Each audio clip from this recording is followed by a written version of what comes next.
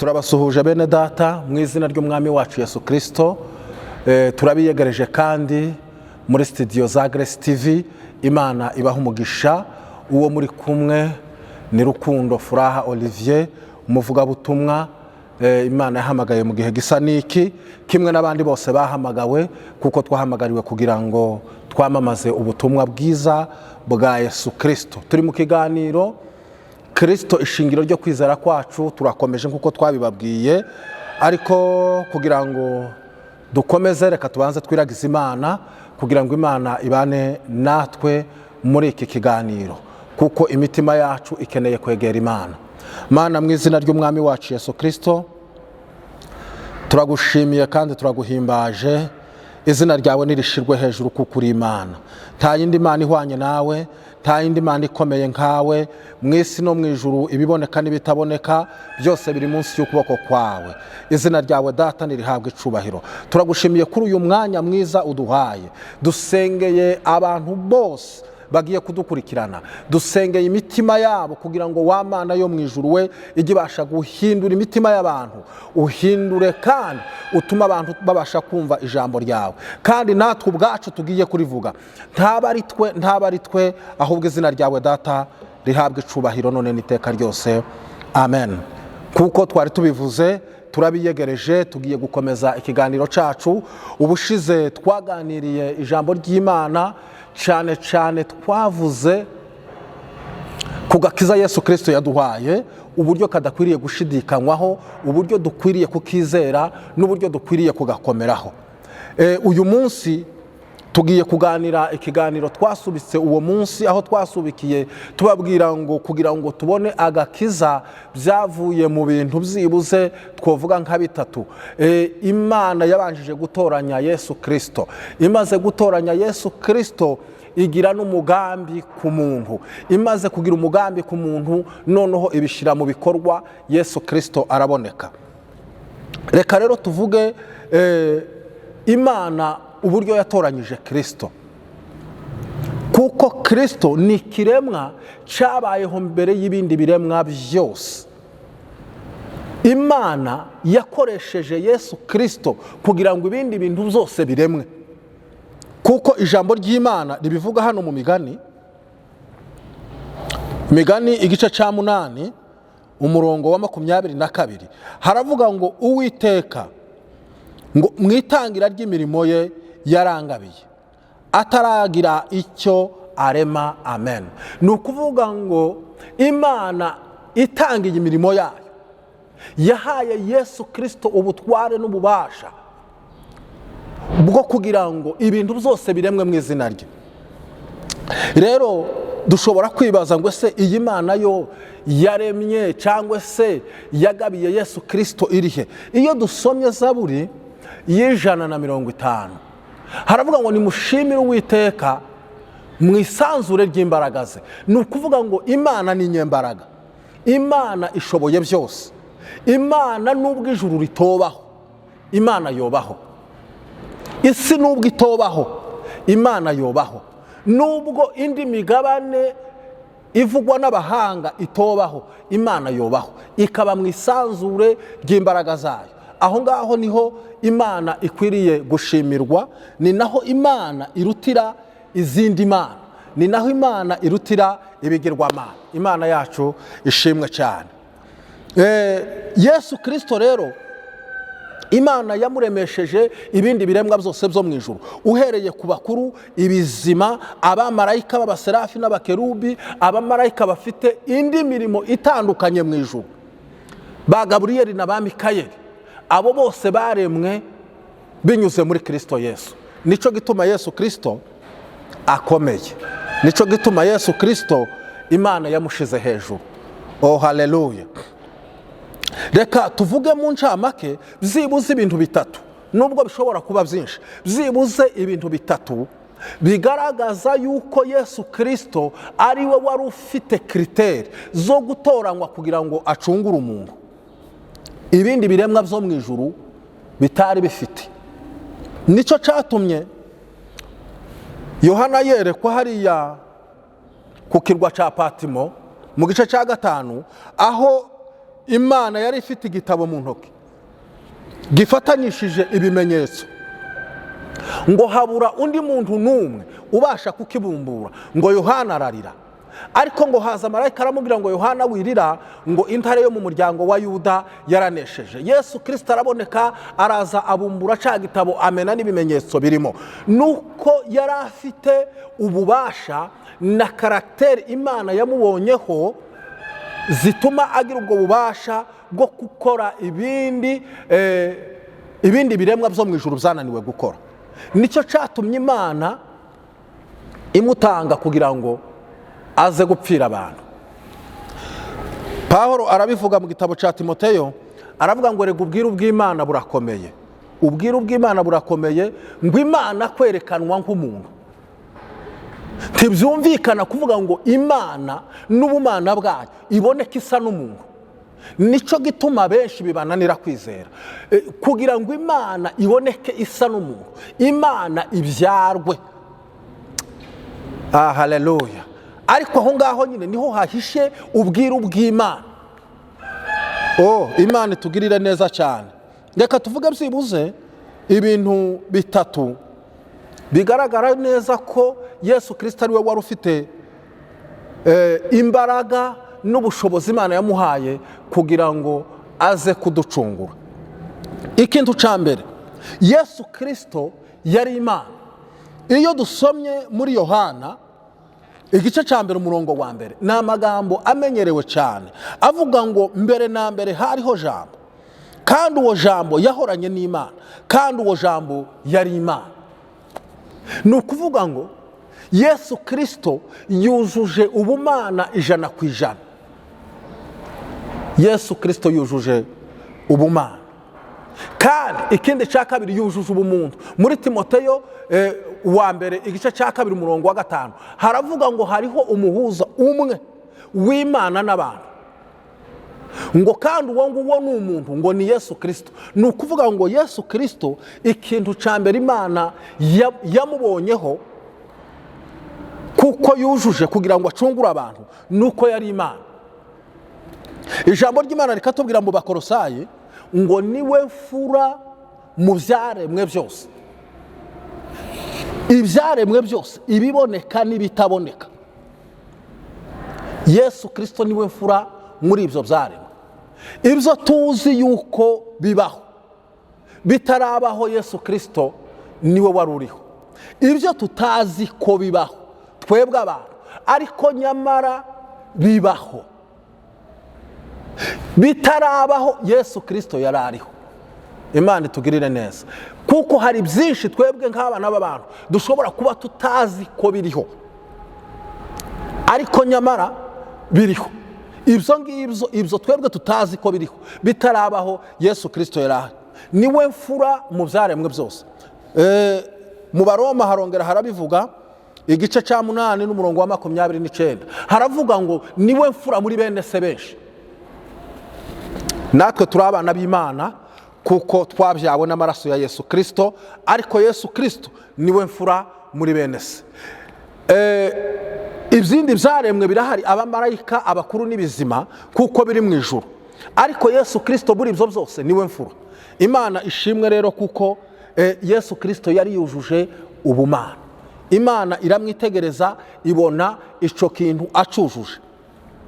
Icya kabiri, ijambo ry'Imana riratubwira ngo Yesu Kristo ngo niwe mbaraga, ni nawe bwenge bw'Imana. Mu gitabo cy'Abakorinto ba mbere, reka tuharebe igitabo cy'Abakorinto ba mbere ni igice cya mbere umurongo wa 21, ngo kuko ariko ku banyabwenge n'Abayuda n'Abagiriki, Kristo ni Kristo ari we mbaraga z'Imana, kandi akaba ubwenge bwayo. Amen. Ahangaha Pawulo yari ko yigisha abantu batandukanye b'i Korinto, ababwiriza neza yuko Kristo ari we mbaraga z'Imana, akaba n'ubwenge bw'Imana.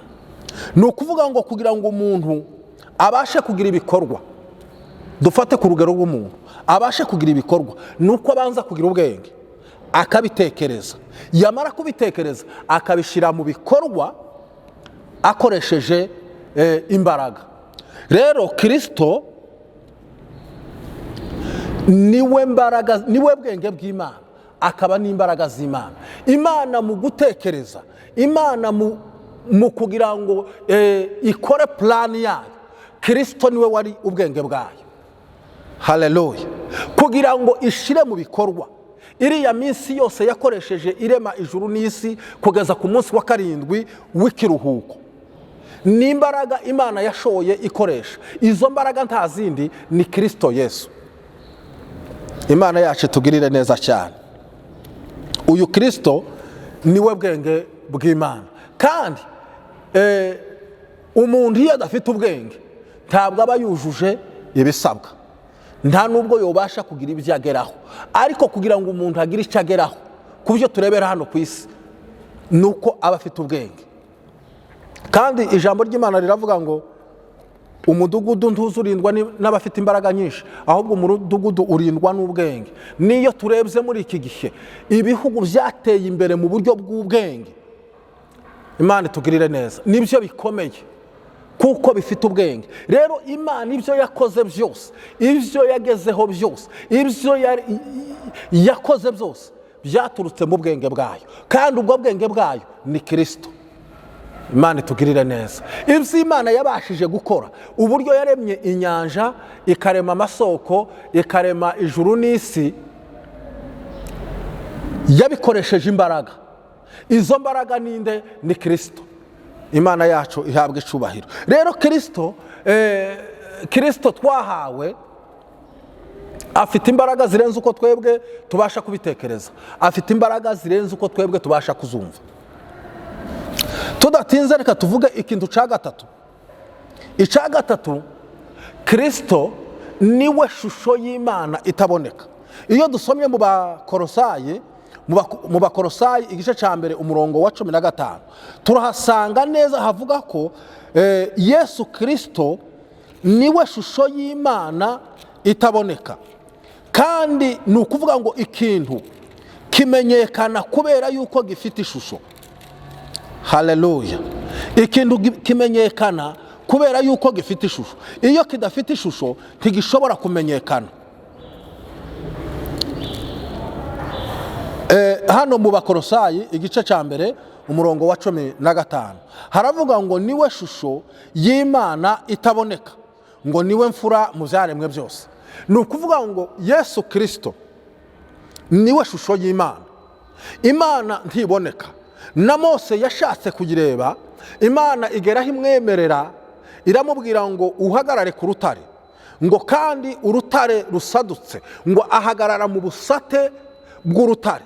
Urwo rutare rwari KRISTO, rwashushanyaga KRISTO. Ngo Imana ishira ikiganza mu maso ya Mose, ngo iratambuka. Mose ahindukiye ngo ayibona mu irugu, bituma mu maso ya Mose harabagirana, abandi bantu batinya kureba mu maso ya Mose. Ni ukuvuga ngo Imana yacu ntiwayireba, uyirebye wapfa. Ariko iyo turebye KRISTO tukareba ishusho ya KRISTO, tuba tubonye Imana. Oh haleluya. Tuba tubonye Imana kuko Yesu KRISTO ngo niwe shusho yo kurabagirana kw'Imana. Niko ijambo ry'Imana ribivuga hano mu Baheburayo. Hano mu Baheburayo ijambo ry'Imana riratubwira ngo niwe shusho yo kurabagirana kw'Imana. Kurabagirana kw'Imana tukubonera muri KRISTO Yesu. Oh, Imana tugirire neza cyane. Rero KRISTO twahawe, KRISTO waducunguye, yujuje ibi bintu bitatu abandi badafite. Nicyo cyatumye Imana imutoranya aza kuvukira mu isi, agira ishusho y'umuntu kuko yari yujuje ubumana. Haleluya. Yari yujuje ubumana. Icya kabiri, muri we hari harimo ubwenge bw'Imana, hari harimo n'imbaraga z'Imana. Nico gituma yadusigiye gutekereza kwiwe. Pawulo arabivuga ngo twebwe dufite KRISTO, ngo dufite gutekereza kw'Imana. Nico gituma KRISTO yadusigiye imbaraga ziwe, kuko yadusigiye ico yari afite. Imana itugirire neza cyane. Natwe abera twahawe ishusho nk'iya Kristo, ngo iyo tumureba mu maso, iyo tureba Yesu Kristo mu maso, ngo ntitumureba ngo nk'abatwikirijwe ya nyegamo yo ku bwa Mose, oya, ahubwo ngo iratwikururwa rwose tukareba Kristo k'utwikuruwe. Kuko ngo n'ibiriya nyegamo ikiriho itwikiriwe, ngo itwikirirwa barimbuka, ariko kuri twebwe ubutumwa bwiza bwayikuyeho, tureba Yesu Kristo nk'abatamureba mu birorerore, ahubwo tumureba tubona ishusho yo kurabagirana kwe. Imana yacu itugirire neza. Yesu Kristo amaze kuducungura, ijambo ry'Imana riratubwira mu Bafilipi uhereye ku gice cya kabiri umurongo wa 5, haravuga ngo nuko mugire wa mutima wari muri Kristo Yesu, ngo kuko yabanjije kugira ishusho y'Imana, ngo ariko abona ko guhwana n'Imana ngo atari ikintu cyo kugundirwa, ngo ahubwo yisiga ubusa, yambara akamero k'umugaragu w'imbata, ngo ntiyanga no gupfa urupfu rubi rwo ku musaraba. Ngo kubera iyo mpamvu ngo bituma Imana imwita irindi zina, ngo izina risumba ayandi mazina yose, ngo kugira ngo indimi zose ngo zature kuko ari umwami, ngo kandi n'amavi yose ngo apfukame muri iryo zina. Ngo Imana iramuzamura imushira iburyo bwayo, ngo aruta ibindi biremwa byose. Haleluya. Ni ukuvuga ngo afite ikuzo riruta irya mbere ataraza mu isi, kuko ngo yacunguriye Imana Data abantu n'amahanga yose n'indimi zose zo mu isi, ngo abacungurira Imana Data, ngo kugira ngo baba abami n'abatambyi, ngo kandi bazime mu isi. Haleluya. Turi abami n'abatambyi bimye mu isi bakora umurimo w'Imana.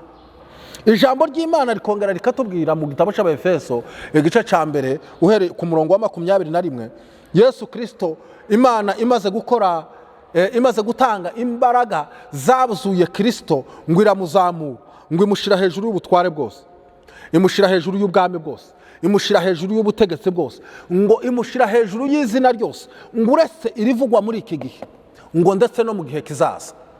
Rero Kristo twamuhawe akwiriye kandi ahagije rwose, kandi ahebuje rwose. Rero igisigaye tugiye kuzaganiraho, ubwo tumaze kumenya imbaraga za Yesu Kristo, tugiye kuganira umugambi w'Imana. Tuzaganira umugambi w'Imana ku muntu, umugambi w'Imana ku muntu, uburyo Imana yagize umugambi muremure ku muntu.